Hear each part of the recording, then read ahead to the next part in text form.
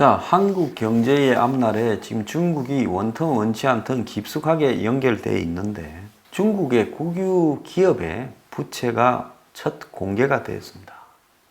일경 9,300조.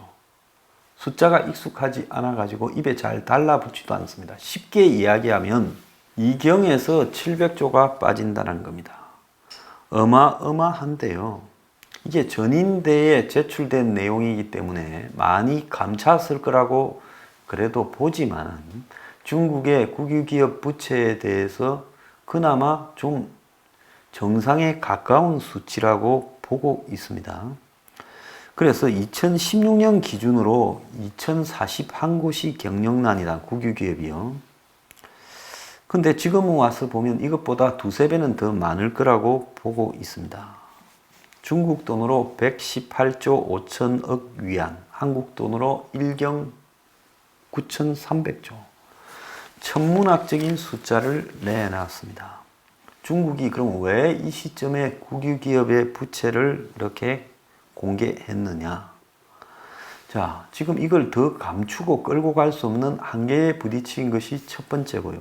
두 번째로는 미국하고의 무역 전쟁을 핑계 삼아 가지고 중국 내부의 경제 개혁을 하지 않으면 중국이 버틸 수 없다.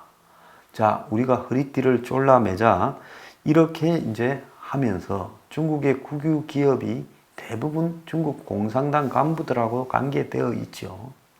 지금 중국에 보면 상하이방은 거의 몰락했고 시진핑파와 공청당, 공산당 청년단 이 두 개가 서로 대립하고 있는데 이 국유기업 개혁을 빌미로 시진핑이 지금 경제 붕괴로 무너져가는 자신의 권력을 오히려 더 강화하려고 이걸 까발렸다라고 보는 겁니다. 그러지 않으면 국유기업 개혁하겠다 하면 다 저항을 하고 달라들겠지요.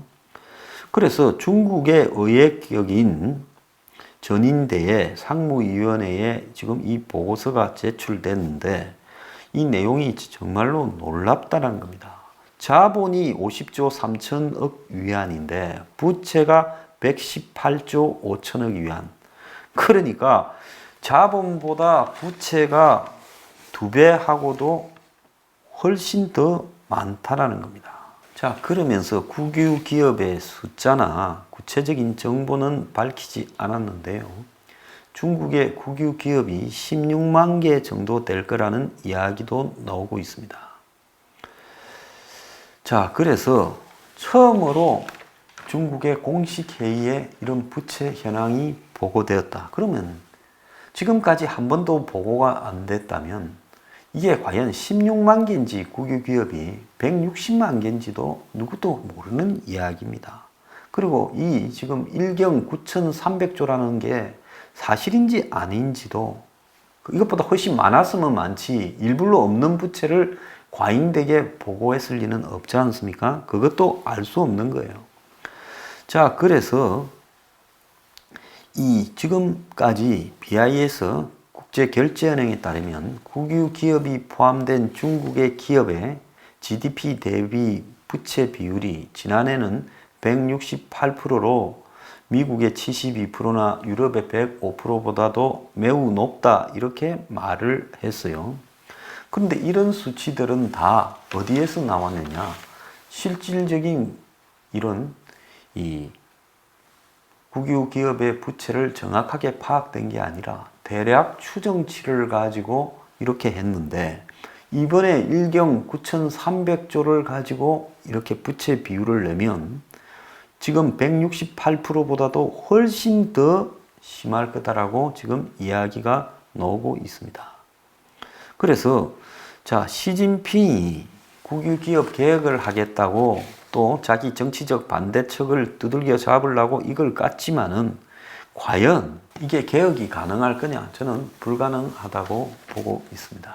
자, 중국의 이제 국유기업 부채를 깠다라는 것은 중국 경제가 이렇게 심각하니까 그건 내 탓이 아니라 여태까지 누적된 탓이 감추어져서 그렇다라고 한마디로 중국이 지금 시진핑이 이전에 자신 이전의 통치자들에게 책임을 전가하고 정치적 반대층을 정치적으로 이제 치고 공격하면서 국유기업의 부채를 오히려 자신의 정치적 칼로 삼아서 독재를 강화하는 데 쓰려고 할 거라 보는데요. 그런데 자기가 중국에 지금 칼자루를 쥐고 있으면서 이 모든 책임을 주변에 전가하고 자기는 빠져나가겠다, 이것이 가능할 거라고 저는 보지를 않습니다. 이것과 이렇게 또 덧붙여서 중국 부동산 시장이 급냉을 하고 있다는 겁니다.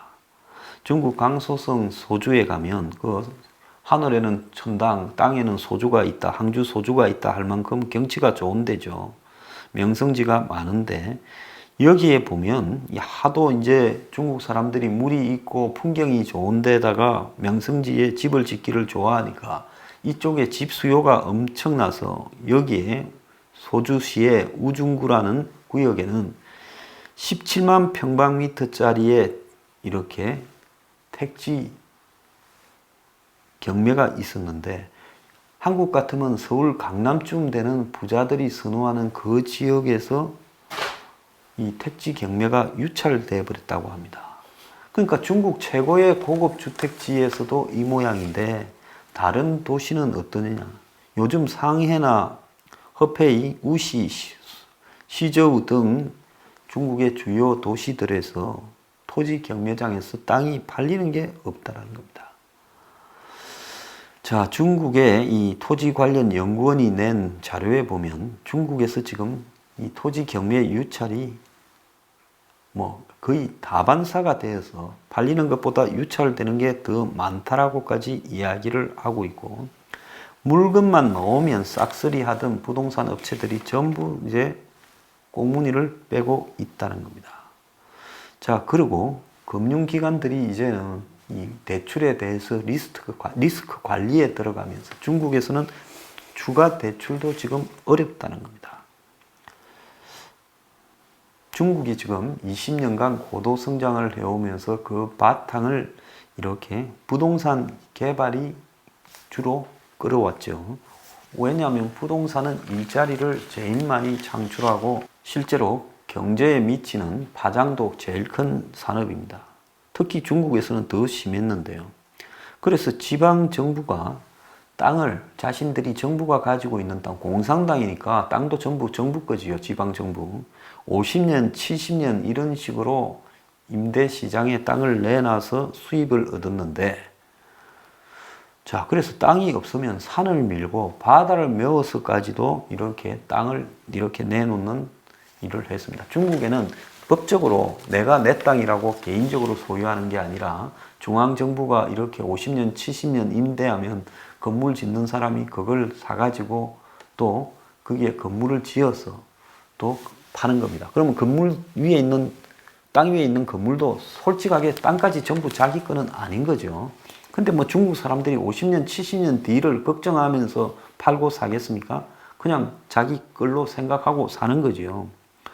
그런데 이런 지금 중국 정부의 부동산 공급이 이제는 사는 사람이 없어서 이제 벽에 부딪혔다는 겁니다. 미중 무역 전쟁이 시작되고 또 중국 정부의 이 부채가 만만치 않다라는 이야기들이 지금 번져 나오면서 부동산 시장도 완전히 쪼그라들었다는 거예요. 중국에 지금 시장에 나와 있는 부동산이 다 사라지려 하면 8년이 걸려도 사라지지 않을 거라는 거죠. 자, 그런데 중국에 정말로 지금 우려스러운 거는 부동산과 연관된 그림자 금융이라는 거예요. 자, 그런데 이 그림자 금융이 GDP의 30%쯤 될 거라 했는데 2017년에 80%가 넘을 거라는 이야기가 나오고, 이것도 정확하게 집계되지 않아서 150%가 넘을 거라는 이야기까지도 나오고 있습니다. 자, 그리고 아까 국유기업의 부채를 이야기를 했지만은 이 지방 정부의 부채도 골치 아파서 중국 당국이 공개한 작년 말에 지방 정부 부채 규모가 16조 4,700위안이었다는 거예요. 위안입니다, 위안.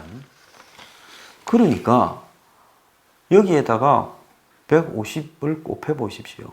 그러면 중국 지방 정부의 부채도 2천 몇백 조가 된다라고 나오는 겁니다. 그런데 지방 정부가 과연 중앙 정부에다가 솔직히 신고를 했을까요? 아까 숨겨진 그림자 은행, 즉 공개하지 않은 부채가 이 정도 된다면 실제로 중국의 지방 정부의 부채도 1경이 넘을 수가 있다는 겁니다. 중국 정부는 36.2%다. GDP의 이 공공부채가 36.2%다 하는데 실제로는 60%가 훨씬 넘을 거라고 보고 있습니다. 그러면 도대체 중국의 국유기업의 부채, 지방정부의 부채, 중앙정부의 부채, 그 다음 민간기업의 부채, 그리고 부동산 담보부채 이런 거를 다 합치면 중국은 한마디로 빚더미에 올라 있는 사상 누각의 국가다. 이렇게 보여지는 겁니다. 자, 중국에 오늘날 이렇게 이 빚이 잔뜩 쌓인 것은 중앙정부가 지난 90년대 중반에 지방경제관리 권한을 지방정부에다가 성에다가 다 넘겼어요. 자, 중앙에서 줄 돈은 별로 없고 너가 알아서 능력껏 수입 지출 균형을 세금 받고 땅 팔고 해서든 살아라 이런 겁니다. 자, 여기서 지방정부가 뭔 돈이 있어서 당시 중국의 지방정부가 돈이 어디 있겠어요? 상해나 베이징 말고. 그러니까 이런 지방정부가 다 뭐 해서 살았겠습니까? 법인세가 뭐 그때 들어왔겠습니까? 소득세를 얼마나 받을 수 있겠습니까? 그러니까 산하기관을 두고 지방정부가 전부 공산당이 보유한 땅들을 팔기 시작인 거예요. 그래가지고 특수목적법인 같은 걸 SPC 같은 거를 세워가지고 이제 그것도 또 공산당 끈앞풀들이 세우고 공산당이 땅을 주고 은행에서는 돈을 빌려주고 이렇게 해가지고 건설판을 벌여가지고 그래갖고 부동산 개발을 하면 세금이 들어오고 세금이 들어오니까 지방정부마다 전부 부동산 투기로 간 겁니다. 그래서 지난 10년 동안에 뒤에 보는 그림과 같은 이런 유령 도시가 50개가 지어졌다는 겁니다. 그런데 이 유령 도시를 만드는 것은 전부 지방정부가 배후에 있는 일종의 투자기관들이 다 이걸 주도했는데요. 이 투자기관들의 부채가 얼마인지는 아무도 모른다는 겁니다. 자, 그래서 지금 중국의 이제 부동산 시장이 얼어버리고 땅 장사가 실패하게 되면 지방정부로 들어가는 돈이 스톱이 되면서 지방정부가 쌓아놓고 있는 이런 부동산 투자기관들이 다 무너질 거라는 거죠. 자, 중국이 지금 환율도 문제가 되고 있고 그 다음에 경제가 전체가 가라앉고 정시도 요동을 치는데 부동산 시장까지 무너지게 되면 중국은 못 버틸 거다 이렇게 보고 미국 정부에서는 그렇게 분석을 하고 이번에 중국을 반쯤 죽여버리자 이렇게 해서 결국은 트럼프가 중국을 마음껏 두들기고 있다는 겁니다. 자, 그래서 이런 중국의 지금 부동산 시장에 숨어 있는 중국 중앙정부와 지방정부의 올인 이 부분이요. 앞으로 터져 나오게 되면 중국은 아마 상상하지 못하는 붕괴 사태를 겪게 될 거고 그 영향이 한국에는 얼마나 미칠지 이게 이제 먼 훗날의 일 같았는데 1, 2년 내의 일로 눈앞에 다가오고 있습니다.